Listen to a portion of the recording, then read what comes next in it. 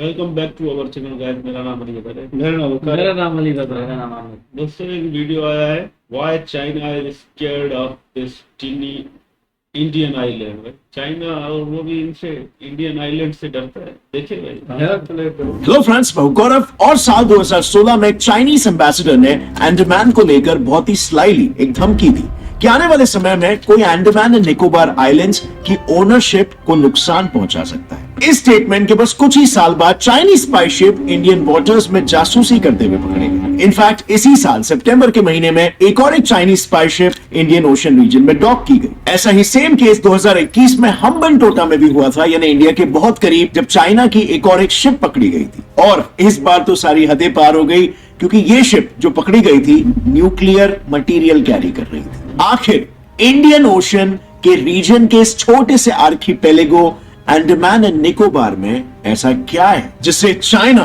पाने के लिए इतना बेचैन है? Well friends, let's find out. इस आर्किपेलेगो का भारत में शामिल होने का एक लंबा इतिहास रहा है। इनफैक्ट इसी आइलैंड पर भारत की आजादी की दूसरी सबसे बड़ी लड़ाई लड़ी गई थी, जिसे हमारे इतिहास ने दुर्भाग्यवश आज भुला दिया है। तो अंडमान एंड निकोबार के इतिहास की शुरुआत होती है साल 1050 सीई में, जब चोला डायनेस्टी ने इन आइलैंड्स के ग्रुप को इसकी स्ट्रेटेजिक इंपॉर्टेंस की वजह से इन्वेड किया था। इस इन्वेजन के बाद अंडमान एंड निकोबार पहली बार इंडिया में शामिल हुआ, जिसके बाद मेडिवल एरा से इस आइलैंड पर मराठा एम्पायर ने राज किया। लेकिन साल 1789 में मराठास को हराकर ब्रिटिशर्स ने इस आर्किपेलेगो को अपने कब्जे में ले लिया और यहाँ एक पीनल कॉलोनी यानी काला पानी जेल को एस्टैब्लिश कर लिया। इस जेल को बनाने के पीछे ब्रिटिशर्स का एक काफी स्ट्रेटेजिक एजेंडा था।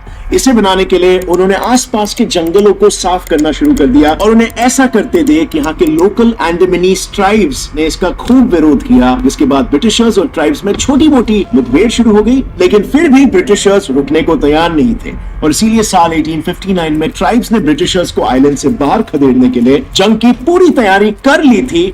मगर यहीं पर उन्हें धोखा मिल गया, क्योंकि उन्होंने जिस फ्रीडम फाइटर दूधनाथ तिवारी को शरण दी, उसी ने इस पूरे हमले की प्लानिंग को जाकर ब्रिटिशर्स को बता दिया, जिसके रिटेलिएशन में उन्होंने ट्राइब्स पर एक बड़ा हमला कर दिया और हमले में कई अंडमानीज लोगों की हत्या हो गई। मगर अंडमानीज लोगों ने भी इस हमले का करारा जवाब दिया और इस पूरे लड़ाई को द बैटल ऑफ एबरडीन कहा जाता है। इसके बारे में आज काफी कम लोगों को पता है। लेकिन फ्रेंड्स, इससे भी ज्यादा दुखद और दर्दनाक घटना अंडमानीज लोगों के साथ दूसरे विश्व युद्ध में घटी, जब जापान ने इन आइलैंड्स को अपने कब्जे में ले लिया। बेशक ये आइलैंड्स इंडिया का पहला हिस्सा था, जिसे नेताजी बोस ने आजाद करवाया था। एंड नॉट टू फॉरगेट, यहीं पर आजाद भारत की पहली सरकार भी स्थापित हुई थी। मगर इस पहली आजादी के पीछे अंडमानीज लोगों का बड़ा बलिदान भी था, क्योंकि जैसे ही जापानीज फोर्सेस ने इस आइलैंड को ब्रिटिशर्स के कब्जे से लेना शुरू किया, उन्होंने लोकल्स को लूटना, रेप करना और मारना भी शुरू किया। इस मैसेकर को रोकने वाले 40 INA सोल्जर्स को भी पूरी तरह तड़पा कर मार दिया गया। इस पूरे अंडमान मैसेकर को होमफ्रेगेंज मैसेकर कहा जाने लगा, जिसमें लगभग 2000 इंडियंस को जापानियों ने बुरी तरीके से मारा। इस हादसे के बाद बस 2 ही सालों में ब्रिटिशर्स ने आइलैंड को वापस ले लिया। लेकिन साल 1946 में, जैसे आप लोगों को पता है, इंडिया को आजादी मिलने की घोषणा हो गई। अब ये घोषणा होते ही इस इतने स्ट्रेटेजिक आइलैंड को लेकर ब्रिटेन, इंडिया और पाकिस्तान के बीच टग ऑफ वॉर छिड़ गया। ब्रिटेन चाहता था कि आइलैंड उनके साथ रहे, क्योंकि वो इसकी स्ट्रेटेजिक इंपॉर्टेंस को समझते थे। उनके डिफेंस मिनिस्टर ने भी ऐसी ही डिमांड रखी, जिस पर एक्ट करते हुए वाइसरॉय माउंटबैटन ने तो नेहरू से अंडमान एंड निकोबार को लीज पर मांग लिया, जिसे नेहरू ने मना कर दिया। नेहरू के मना करते ही उन्होंने इस आर्किपेलेगो को इंडिया में शामिल होने की डिमांड को सपोर्ट किया। और वहीं दूसरी तरफ पाकिस्तान ने इन आइलैंड्स को ईस्ट पाकिस्तान के नजदीक होने के बेसिस पर अपना क्लेम किया, और नेहरू ने इसे काउंटर करते हुए ये कहा कि इन आइलैंड्स पर पूरी पॉपुलेशन नॉन मुस्लिम है और इसीलिए वो इंडिया का ही पार्ट होगा। अब इस क्लेम को लेकर पाकिस्तान ब्रिटिश पीएम चर्चिल के पास भी गया, जिन्होंने पाकिस्तान को सपोर्ट भी किया। लेकिन इंडो बर्मा कमेटी, जिसे इन आइलैंड के बंटवारे की जिम्मेदारी मिली थी, उन्होंने वाइसरॉय की बात को कंसिडर करते हुए इन आइलैंड्स को इंडिया को सौंप दिया। और इस तरह इतनी स्ट्रेटेजिक लोकेशन इंडिया को वापस मिल गई। शुरू के कुछ सालों तक इंडिया ने इस लोकेशन पर इतनी फोर्सेस डिप्लॉय नहीं की थी, मगर 1965 में इंडिया को यहां फोर्सेस रखने की इंपॉर्टेंस समझ में आने लगी, क्योंकि उस साल इंडोनेशिया ने अंडमान निकोबार आइलैंड्स पर अपनी ओनरशिप क्लेम की थी। इस आइलैंड को हासिल करने की लालच में उसने 1965 के इंडो पाक वॉर में पाकिस्तान को सपोर्ट किया। और अपनी 2 सबमरीन्स और 2 मिसाइल बोट्स लड़ने के लिए कराची की तरफ रवाना किया, लेकिन फॉर्चुनेटली तब तक वॉर खत्म हो चुका था। सो अब तक फ्रेंड्स आप ये समझ गए हो कि इतने सारे पावर्स हमेशा से अंडमान निकोबार आइलैंड्स की लालच में रहे हैं। लेकिन अब आता है इंपॉर्टेंट सवाल, आखिर अंडमान एंड निकोबार जैसे रिमोट आइलैंड्स में ऐसी क्या खासियत है कि सभी लोग इसके पीछे पड़े हुए हैं? वेल, डोंट वरी, मैं आपको वाकिफ कराता हूं इसके इंपॉर्टेंस से। अब ये देखो, इंडोनेशिया और मलेशिया के बीच एक नैरो सा स्ट्रिप ऑफ वाटर है। ये है Malacca Strait. Apparently Malacca Strait China के लिए बहुत ही महत्व रखता है, क्योंकि ईस्ट एशिया और मिडिल ईस्ट के बीच सबसे shortest route strait of Malacca से ही होके गुजरता है। एंड चाइना का major chunk of oil supply Middle East और अफ्रीकन रीजन से ही आता है। यानी सिंपली कहे तो चाइना के 80% ऑयल इंपोर्ट्स मलाक्का स्ट्रेट के थ्रू आते हैं एंड चाइना का 60% ट्रेड भी इसी रूट से आता जाता है। यानी सिंपल शब्दों में कहूँ तो चाइना की एनर्जी सिक्योरिटी, इनफैक्ट चाइना की पूरी इकोनॉमी इस रूट पर ओवर डिपेंडेंट है। लेकिन अब जरा ये देखो, मलाक्का स्ट्रेट के एंट्री पॉइंट पर ही बैठा हुआ है Andaman and Nicobar islands. India ANI के थ्रू इजीली मलाक्का से आते जाते ट्रैफिक को मॉनिटर कर सकता है और वॉर के सिचुएशन में चाइना के आते जाते शिप्स को एंट्री एग्जिट देने से ब्लॉक भी कर सकता है। So now you can imagine the geostrategic power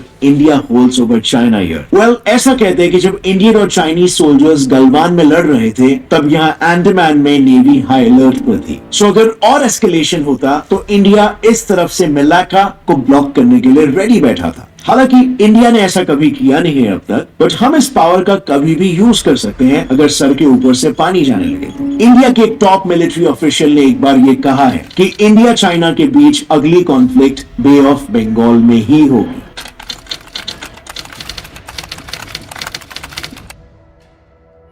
अब फ्रेंड्स, यूएस नेवी के एडमायरल ने यह प्रेडिक्ट किया है, जो भी इंडियन ओशन को कंट्रोल करेगा वो एशिया को डोमिनेट कर पाएगा। ANI की वजह से इंडिया ही इंडियन ओशन का डोमिनेंट फोर्स बन रहा है। फॉर एग्जांपल, इंडिया की एक्ट ईस्ट पॉलिसी को ही देख लो, जिसका एम है ईस्ट के साथ इकोनॉमिक कोऑपरेशन को बढ़ाना। ANI ईस्ट एशिया और सी नेशंस के बीच एक कनेक्टिंग लिंक है। डोमेस्टिकली भी देखें तो ANI लैंड एरिया वाइज भले ही इंडिया का सिर्फ 0.2% है, लेकिन इंडिया के एक्सक्लूसिव इकोनॉमिक जोन EEZ का 30% कंप्राइज करता है। And let's not forget ANI का फ्लोरा एंड फौना, जो उसे सबसे यूनिक बनाता है। एक्चुअली 86% ऑफ ANI तो रेन फॉरेस्ट ही है, नेचुरल वेल्थ से भरपूर। अंडमान एक टॉप टूरिस्ट डेस्टिनेशन है, तो जाहिर सी बात है ये देश की इकोनॉमी के लिए भी बहुत इंपॉर्टेंट है।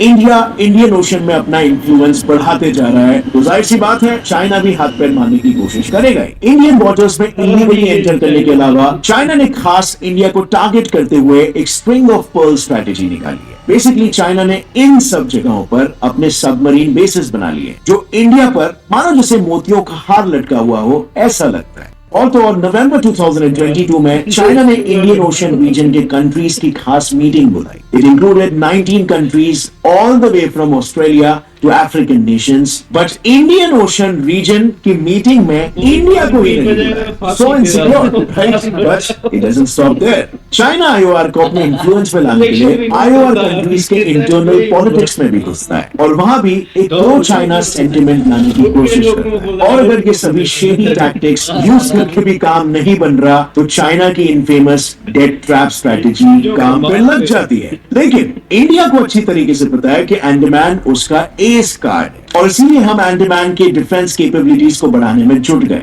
रिसेंटली ट्राई सर्विस यानी आर्मी, नेवी और एयरफोर्स ने मिलकर ANI में मेगा एक्सरसाइज किया। एंड माइंड यू, ये पहली बार था जब इंडिया में मिलिट्री के तीनों विंग्स ने एक साथ मिलकर ड्रिल्स किए। And quite interestingly, Andaman and Nicobar के गवर्नर डिफेंस बैकग्राउंड के। And let me also tell you, union territories में गवर्नर्स के पास बहुत ही एक्सेप्शनल पावर होती है, और उसके ऊपर एक डिफेंस बैकग्राउंड के व्यक्ति को रखना क्लियरली शोज कि अंडमान के लिए सरकार की प्रायोरिटीज क्या है। प्लस इंडिया क्वाड अलायंस का भी हिस्सा है, जिनका मकसद ही है इंडियन ओशन में चाइना को काउंटर करना। और अब तो चाइना के स्नीकी सबमरीन्स को काउंटर करने के लिए क्वाड का special sound surveillance system India की मदद करेगा। ये सेंसर्स का एक चेन है जो कि सबमरीन्स को ट्रैक करता है और इसे दुनिया का सबसे बड़ा अंडर वाटर वॉल कहा जाता है। इंडिया ने भी आईओआर में अपनी पावर बढ़ाने के लिए दो बेतोड़ स्ट्रेटेजीज बनाई है। पहली है the necklace of diamond strategy. अब फ्रेंड्स, याद है हमने चाइना के स्प्रिंग ऑफ पर्ल स्ट्रेटेजी की बात की थी। Well, necklace of diamonds is India's answer to that. जैसे कि आप देख सकते हो, इंडिया ने चाइना को घेरा हुआ है, ऑलमोस्ट जैसे उस पर गार्लैंड चढ़ा दिया हो। These diamonds are nothing but international sea ports। इनमें से तो कई ने इंडिया को मिलिट्री एक्सेस भी दे रखा है और कईयों की इंफ्रास्ट्रक्चर में इंडिया खुद मदद कर रहा है। स्ट्रैटेजी नंबर 2 है डबल फिश हुक स्ट्रैटेजी। जैसे कि आप देख सकते हो, इंडिया और इंडियन ओशन ने दो फिश हुक जैसा दिखने वाला एक स्फीयर ऑफ डोमिनेंस बना लिया है। दोनों ईस्ट और वेस्ट हुक फॉर्म कर रहे हैं। ये पोर्ट्स जहां अगेन इंडिया को मिलिट्री एक्सेस है और इनमें इंडिया का इकोनॉमिकल और इंफ्रास्ट्रक्चरल इन्वॉल्वमेंट भी है, और ईस्टर्न हुक के टिप पे है अंडमान। अंडमान में खुद इंडिया $1.3 बिलियन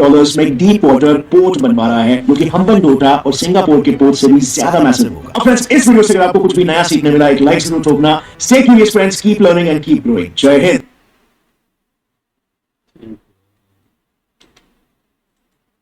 अच्छा, तो ये मतलब दो आइलैंड्स हैं, अंडमान निकोबार भाई। और मुझे लगा भाई आइलैंड्स इंडिया के करीब हैं, लेकिन ये तो बीच में है भाई। इंडिया भी खेल रहा है इस बार। इंडिया भाई हम समझ गए जब हमारे वाले कह रहे हैं भाई ये हमारे थोड़ा करीब है, ईस्ट पाकिस्तान की तरफ। बोलते नहीं नहीं वहां पे हिंदू ज्यादा है तो ये हमारा है। ये भी क्या कोई तोड़ है? हिंदू ज्यादा है तो आपका हो गया ऐसा भाई। इंडोनेशिया वाले भी बोल रहे हैं हमारा है, फिर जब कोई इंडोनेशिया ने बोला नहीं पाकिस्तान को सपोर्ट करते हैं, ये इंडिया वाले को नहीं करते। और चाइना वाले भी बड़े हरामी है, वो भी नजर रखे हुए हैं भाई। ये बड़ा कीमती मतलब जगह है, यहाँ से बड़ी ट्रेड होती है, बड़ा इंपोर्ट एक्सपोर्ट का बिजनेस होता है। लेकिन इंडिया भी भाई, चाइना इंडिया का इसमें मुकाबला होगा भाई। और मुझे लगता है चाइना ले लेगा, क्योंकि इंडिया से दूर है ना। इंडिया से बॉर्डर करीब होता ना, फिर इंडिया कंट्रोल कर लेता है। अभी मुश्किल है। दुनिया वो अमेरिका वाले हरामी है, वो भी चाइना को बोलेंगे यार तुम ही चलो इस पे, तुम ही कब्जा कर लो। लेकिन इंडिया भाई बड़ा, इस भाई ने हमें बताया खजाना है भाई। पाकिस्तानी भी यहाँ पे झक मार रहे हैं, इसको छोड़ दिया यार। लड़ते तो ले लेते तो मजा हो रहा ना। हाँ भाई, ईस्ट पाकिस्तान में छोड़ के इधर बैठ जाते, ये बड़ा काम का किला था भाई साहब एक तरह से। पर भाई दूसरे गिद्ध भी पहुंच गए, चाइना भी पहुंच गया, अमेरिका भी भाई, सभी कह रहे हमारा है भाई। क्या है, हमारे करीब था, हम ले लेते ना। इंडिया भी हमसे लड़ता है। अभी देखो भाई, इनके भी नसीब में नहीं है, वो चाइना आकर बैठ गया है भाई। चारों तरफ एक नेकलेस बना दिया, घेरा बना दिया। अभी घेरे से क्या होगा, इंडिया ने भी तो घेरा बनाया ना। पर भाई क्या करे यार इंडिया का। अगर हम सपोर्ट करेंगे ना इंडिया का, फिर भाई चाइना पीछे हट जाएगा। भाई चाइना का हम पाकिस्तान सपोर्ट करेंगे, और इंडोनेशिया वाले भी सपोर्ट करेंगे। ऐसा थोड़ी है, चाइना वाला भी हरामी बंदा भाई। इंडिया वाले को दूर कर देगा। आगे पीछे है ना, वो चाइना वाले निपटा लेंगे भाई। इंडिया से दूर है भाई, ये पूरा आइलैंड खा लेंगे। वो पूरा चेन तो अभी बना लिया, आस्ते आस्ते प्रोग्राम है ना वो सेट करेगा भाई। चाइना वाला क्या इलेक्शन भी खुद करता है, तो इस मामले चाइना वाला ऐसा ना किंग जोंग भी ना आ जाए इस बीच में। किंग जोन नहीं, वो दुनिया से दूर है, वो अपने ही मुल्क में उसकी सियासत कर रहे। बड़ा वो सुअर है बड़ा। वो भी बोलता है मेरी जैसी कटाई नहीं होनी चाहिए। कि दोस्तों आइलैंड का पता चला, बड़ी नॉलेज हुई भाई। क्या बात है यार, मजा आ गया। मिलते हैं नेक्स्ट वीडियो में। लाइक करना हमें। Thank you.